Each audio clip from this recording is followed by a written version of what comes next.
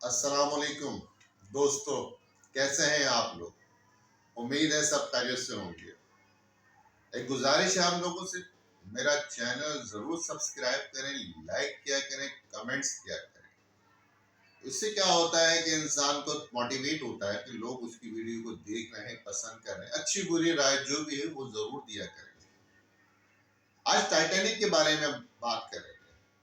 Titanic جب بنا تھا تو کہا گیا تھا کہ دنیا کا سب سے بڑا جہاز ہے پانی کا اور کبھی نہ ڈوبنے والا جہاز ہے، لیکن وہ ایک آئس گلیشیئر سے ٹکرا گیا اور دنوں میں نیست و نابود ہو گیا، پتہ بھی نہیں چلا، نام و نشان بھی نہیں رہا۔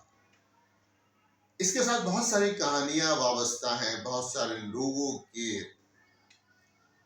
ایک شخص فارمر تھا، اس کو بڑا شوق ہوا کہ جب ٹائٹینک کی روانگی ہوگی تو اس کا ٹکٹ کا اناؤنسمنٹ کیا، اس کے اپنے تمام جمع پونجی خرچ کر کے اس کے ٹکٹ خریدے۔ ٹکٹ بڑے مہنگے تھے۔ اس کو بڑا شوق تھا کہ امیر لوگوں کے ساتھ بیٹھے، کیسی زندگی گزارتے ہیں، کس طرح کھاتے ہیں، کس طرح پیتے ہیں، کس طرح چلتے ہیں۔ تو خیر اس نے بھی اپنی جمع پونجی خرچ کر کے اس کے ٹکٹ خرید لیے۔ ٹوٹل 7 ٹکٹ خریدے، 5 بچے تھے اس کے، 2 میاں بیوی، ٹوٹل 7 ہو گئے۔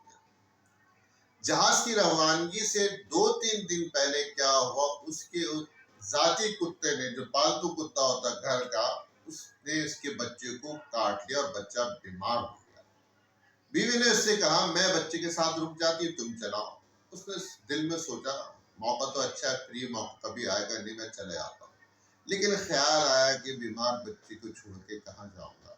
خیر اس نے اپنا پروگرام ملتوی کر دیا اور جہاں سے جہاز روانہ ہونا تھا اس جگہ ساحل پہ جا کے کھڑا ہوا اور دل ہی دل میں افسوس کر رہا تھا، رو رہا تھا اور اپنے کتے کو گالیاں برا بھلا کہہ رہا تھا۔ خیر گھر آ جاتا ہے۔ 5 دن کے بعد خبر آتی ہے کہ ٹائٹینک آئس برگ سے ٹکرا کے ختم ہو گیا۔ وہ بڑا خوش ہوتا ہے، اللہ کا شکر ادا کرتا ہے اور اسی کتے کو جس کو مارتا اس کو خوب دبا کے پپیاں کر رہا ہوتا ہے۔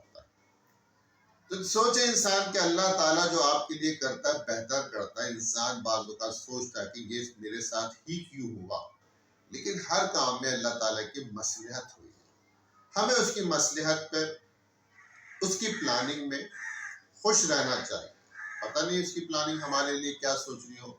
بہت سارے واقعات زندگی میں، ہر آدمی کی زندگی میں ہوتے ہیں کہ عمر بھر سوچتا رہتا ہو کہ یار یہ میرے ساتھ اچھا نہیں ہے، لیکن پاسبل ہے اگر وہ کام اس کے لیے ہو جاتا تو پتہ نہیں کیا نقصانات ہوتے لوگوں کے لیے، کیا پریشانی ہوتی۔